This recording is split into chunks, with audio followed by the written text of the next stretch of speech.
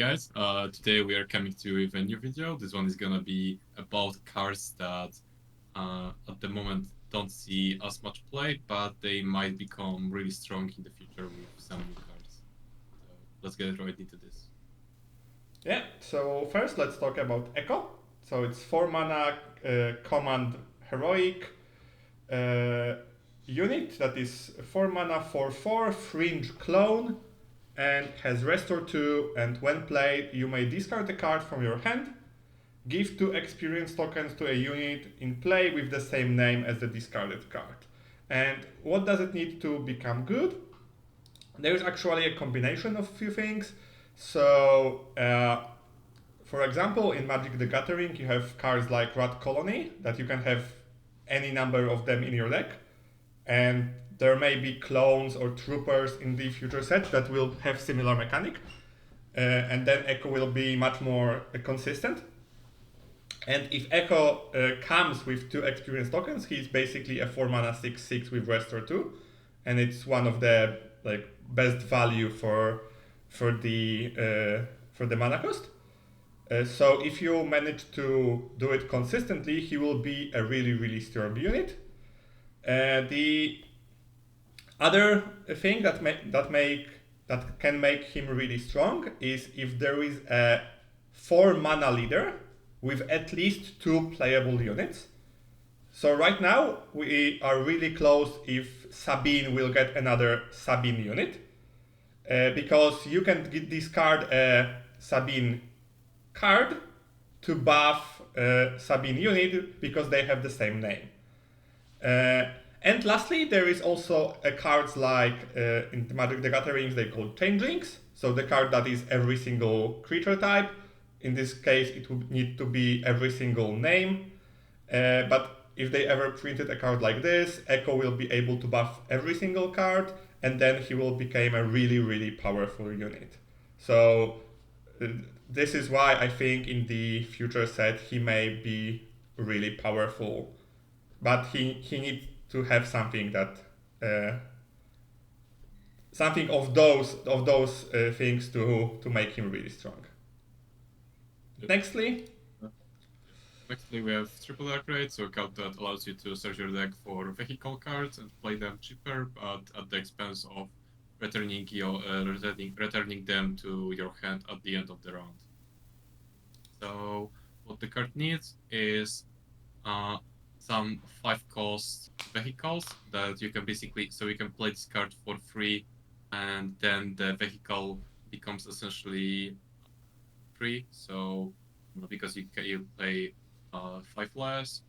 Also something like a good ground vehicle, because at the moment majority of the vehicles are space unit, and something that you could play on the ground arena and then maybe do some trade and get some value out of the triple dark rate that way might be useful. Like there is ATST at the moment, which is a pretty good target for triple dark rate, because you can play ATST, attack an enemy unit, kill it, and then maybe get some overwhelm damage, and then ATST comes back to your hand. So but yeah, ATST is not that great because there are a lot of 6-cost vehicles, so maybe a 5-cost would be pretty good. Also something like it has really high attack, so you can play it and then get a lot of value just by hitting hard because the unit is ready from this triple dark rate. And also some sort of enter play effect. So TIE Advance is already a really strong vehicle that you can find with triple dark rate, because you get the 2 experience on one of your Imperial units, and those experience stay even when the TIE Advance goes back to your hands. So it provides quite a lot of value. So if we get something like a 5-cost unit that gives maybe 2 or 3 experience token, similarly to TIE Advance, then triple dark rate might be even stronger in the future. Yeah. Okay. So let's go to the next card. And next is Val. So Val is a 2-cost vigilance unit that is 2/4 underworld and has a bounty that allows your opponent to deal 3 damage to a unit, and when she is defeated you give 2 experience tokens to a friendly unit, and depends whose action it was when she died, that person decides the order of bounty and when defeat. So you can either give 2 experience tokens, then your opponent may deal 3 damage, or the other way. And what does she need to succeed? She already has 1 card that really works well with her, and it's Lurker TIE Phantom, because Lurker is immune to the bounty, and also he's really, really good at receiving the experience tokens. But yellow and blue are not the best colors at the moment to play, especially if you want to play more board centric, because villainous, cunning, and vigilance are more of a control playstyle at the moment.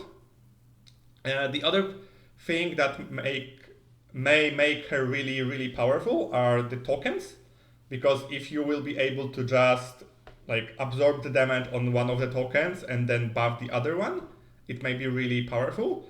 Because at the start, 2 mana, 2/4 are a decent stat line for a turn 1 play. And lastly, if there will be more cards that will benefit from the upgrades, because at the moment we don't really have much cards that gain some benefits from the upgrades. I think the only one that comes to mind that actually has a benefit is the 1/3 Mandalorian that gets +1/+1 if he has a bounty. But if we get more cards like this that will be synergized with Val, she may become a really, really useful 2 mana play. Next, we have Palp Return, so card that allows you to play any from your graveyard, and if it's a force, you get 2 discount, 2 resource of discount. So what this card needs is mostly some form of discard synergy. So in a lot of card games, there are quite a few effects that allow you to discard cards from your hand early, and then you can play some sort of card that gets synergy out of that. So like at the moment we have stuff like Kylo Ren. Kylo is not the greatest because he really wants to be aggressive, so the card that costs 6 is quite awkward to play with him. But if we get some sort of leader that allows you to play more like mid-range or control, then Palp Return might be even stronger. Like also if we get some maybe more expensive force units, because the best target for the Palp Return at the moment is Snoke. But if we get something like a 9 or 10 cost force unit, and then maybe you can play it for cheaper if you manage to discard in some way, then that can provide a lot of value just by playing that card those few turns earlier. Also, just having some sort of leader that can benefit out of force units would also be strong with this one. Yeah. And next we have a card that I think will be really strong with the information we have now. So General Tagge is a 2 mana command villainous unit that is an Imperial officer, and when played he gives an experience token for up to 3 troopers. And why he will be strong in the next set is just because of the tokens, because both of the tokens are troopers, and if you spend 2 mana to get 5/5 in stats, this is an extremely powerful play. And with the next set, if the go wide or token strategy will be remotely possible, he will be part of it. So if you have 3 troopers, 3 battle droids on the board, he will come in, buff them. He has really good stat lines. Not stat lines, but text. So he's Imperial, which is important for Tarkin. He's Official, that is important for the Palpatine bodyguards. And he has a villainous tag, so he can be brought back with Vader. So I think if the strategy of tokens will be playable in the next set, he will be a big part of it. Okay, and lastly, Yeah. Lastly, we have just in general mono red archetype. So at the moment, mono red is maybe not as popular because if you want to play aggressively and you're heroic, then for the most part you really want to play for a cause I believe in. And if you, in that case the mono red package is not as strong, and in general, I feel like at the moment we don't have even that many good, really aggressive leaders uh, in red. So to play the mono red archetype, like I guess there is Han, but I feel like they're just playing Han blue or Han green at the moment is just better. And also in villainy, it's similar because I feel like I guess the best option at the moment is Kylo, but I feel like Kylo is not even that good. So yeah, if we get a really good, aggressive, especially like villainy leader, then the moderate archetype could become really strong. Like I feel like aggression is one of the most underrated double aspect cards because yeah, we see a lot of cunning and vigilance at the moment. Slightly less of command, but aggression is really strong and yeah the yeah, mono red archetype just needs a really strong leader, I would say. yeah, I mean on that, but of course we have an aggressive red unit with red relay with Sabine, but I think double red requires a little bit different approach because the double red actually plays a lot of damage from hand, and uh, it will require a leader that can stick to the board a little bit better and can appreciate the fact that you can deal a lot of damage from your hand, and there isn't really a leader like that at the moment in the game.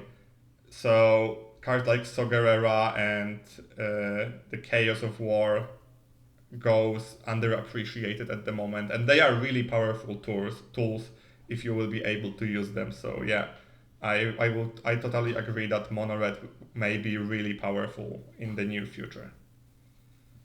Yeah, so this is our choice for the 5 cards that may be really strong in the next set. Uh, Please comment of what card do you think will be the next big thing, or what cards are forgotten that are actually really strong. And have a nice day. So yeah,